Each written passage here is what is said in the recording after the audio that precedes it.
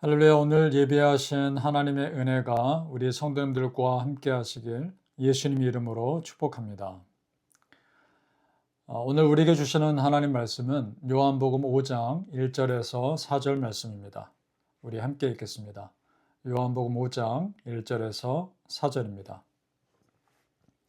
그 후에 유대인의 명절이 되어 예수께서 예루살렘에 올라가시니라. 예루살렘에 있는 양문 곁에 히브리 말로 베데스다라 하는 못이 있는데 거기 행각 5이 있고 그 안에 많은 병자, 맹인, 다리 저는 사람, 혈기 마른 사람들이 누워 물의 움직임을 기다리니 이는 천사가 가끔 못에 내려와 물을 움직이게 하는데 움직인 후에 먼저 들어가는 자는 어떤 병에 걸렸든지 낫게 되밀어라. 아멘. 자, 오늘 베데스다 연못에서 일어난 이 기적은 예수님의 사역의 핵심을 보여주는 사건입니다. 조금 전에 우리가 읽었듯이 베데스다라고 하는 연못이 있는데 그 주변에 많은 환자들이 있습니다. 그 이유가 천사가 가끔 그 연못에 내려와서 물을 움직이면 그때 가장 먼저 들어가는 자가 어떤 병에 걸렸든지 고침받는다는 겁니다. 자, 그렇다면 한번 그 상황을 잘 생각해 보시죠. 천사가 언제 내려올지도 모르는데 무작정 기다려야 하는 겁니다. 그리고 기다리는 모든 사람이 병고침 받는 것도 아닙니다.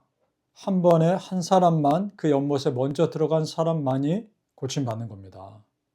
자, 얼마나 안타까운 상황입니까? 자, 여러분, 지금 이런 모습은 구약시대 제사를 상징하는 겁니다. 구약시대 사람들은 죄 짓고 나면 반복해서 또 제사를 드려야 했습니다. 한 번 제사에 모든 죄가 다 해결되는 것이 아니죠. 마치 한 번에 지금처럼 한 사람만 병고침 받듯이 한 번 제사에 한 번의 용서가 있는 겁니다. 다음에 죄를 지으면 또 제사 드려야 하는 거죠. 지금 이 베데스다 연못의 안타까운 상황과 비슷하지 않습니까? 바로 그런 상황을 예수님이 지금 한 번에 끝내리시려고 이 땅에 오신 겁니다. 자, 지금 그 연못에 예수님이 와서 보니 38년 된 병자가 있었습니다. 그 사람의 예수님이 물어보십니다. 요한복음 5장 6절입니다. 예수께서 그 누운 것을 보시고 병이 벌써 오래된 줄 아시고 이르시되 네가 낫고자 하느냐? 자, 이렇게 물으십니다. 지금 이 사람은 38년 동안 누운 채로 천사가 와서 연못이 움직이기를 기다리고 있었던 겁니다. 그런데 그 몸으로 어떻게 가장 먼저 그 연못에 들어갈 수 있었겠습니까? 그 사람만의 힘으로는 도저히 불가능한 일이죠. 그러니까 아무리 오랫동안 기다려도 그 사람의 병은 그 베데스다 연못에서는 못 고치는 것이었습니다. 자, 그때 예수님이 이 사람에게 본질을 물어보시죠. 네가 낫고자 하느냐? 그렇죠, 여러분. 이것이 가장 본질이죠. 그런데 이 사람이 엉뚱한 대답을 합니다. 요한복음 5장 7절입니다. 병자가 대답하되 주여, 물이 움직일 때에 나를 못에 넣어주는 사람이 없어. 내가 가는 동안에 다른 사람이 먼저 내려가나이다. 자, 이렇게 대답합니다. 그러니까 지금 이 사람이 하는 말이 뭡니까? 물이 움직일 때 자기를 그 연못에 넣어주는 사람이 없어서 다른 사람이 먼저 들어간다는 겁니다. 자, 예수님에게 고쳐달라고 하면 될 것을 오직 그 연못에 들어갈 생각밖에 못하고 있는 거죠. 그러니까 그 사람에게는 베데스다 연못이 전부였던 겁니다. 그런데 예수님은 그 사람에게 더 큰 은혜를 베풀어 주십니다. 그것이 요한복음 5장 8절에 나오죠. 보겠습니다. 예수께서 이르시되 일어나 네 자리를 들고 걸어가라 하시니. 아멘. 네 자리를 들고 걸어가라. 그렇습니다, 여러분. 그 연못에 들어갈 필요가 없는 겁니다. 그냥 그 자리에서 일어나서 걸어가면 되는 것이었습니다. 그것이 본질이죠. 자, 성도님들, 지금 예수님과 이 38년 된 병자의 차이가 무엇입니까? 지금 이 사람은 베데스다 연못이라는 한계에 갇혀 있습니다. 그 사람도 병고침을 받고 싶었겠죠.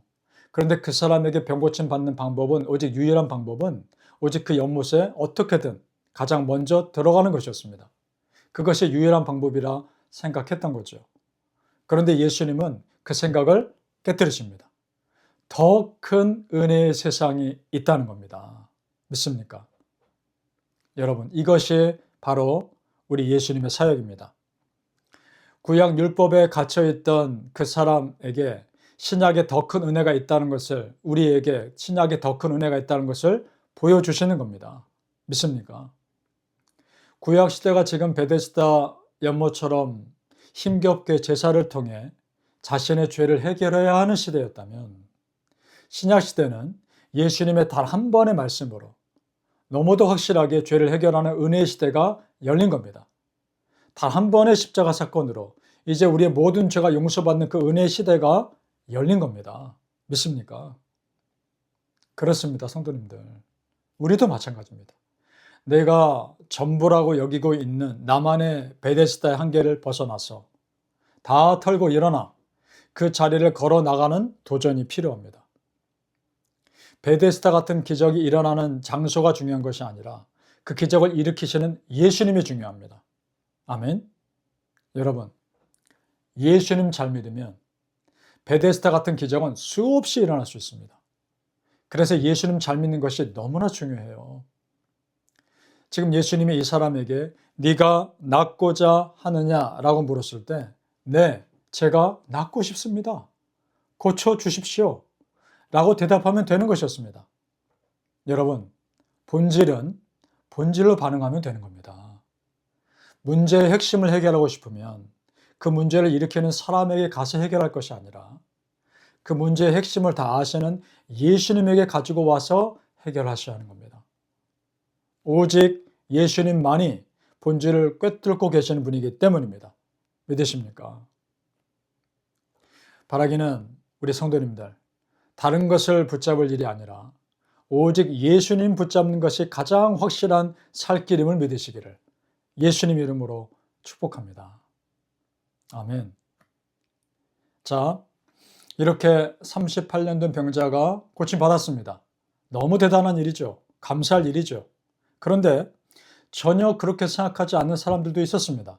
어떤 유대인들은 그 38년 된 병자가 병에서 고침받고 일어나 걷는데 그 사람이 안식일에 왜 걷느냐고 말하면서 옳지 않다는 겁니다.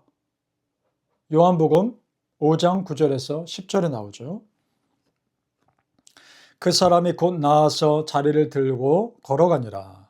이날은 안식일이니 유대인들이 병 나은 사람에게 이르되 안식일인데 네가 자리를 들고 가는 것이 옳지 아니하니라.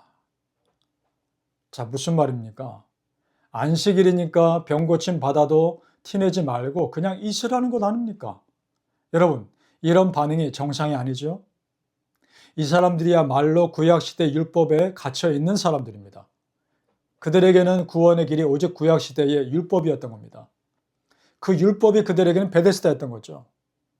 율법이 전부인 줄 알았기에 38년 된 병자가 고침받는 놀라운 일 앞에서도 그 사람이 율법을 어겼다고 지금 비판하고 있는 것이죠. 그러니까 그들에겐 율법이 다른 사람을 살리는 말씀이 아니라 다른 사람들을 날카롭게 판단하는 칼날이 되어버린 겁니다. 여러분, 예수님은 그런 것들을 깨뜨리는 사역을 하신 겁니다. 즉, 사람들 속에 있는 수많은 그런 베데스다 연못을 깨뜨리는 그런 사역을 하신 겁니다. 사실 율법의 가장 큰 핵심은 사랑입니다. 하나님 사랑, 사람 사랑이죠. 10계명에서 처음부터 네 번째까지 계명이 결국은 하나님 사랑에 대한 말씀이고요. 5번째에서 10번째 계명이 결국 사람 사랑에 대한 말씀 아닙니까? 그렇습니다. 사랑이 빠진 율법은 하나님이 원하시는 것이 아니었습니다. 자, 성도님들, 우리가 냉정한 율법의 사람이 아니라 따스하고 여유 있는 은혜의 사람이 됩시다.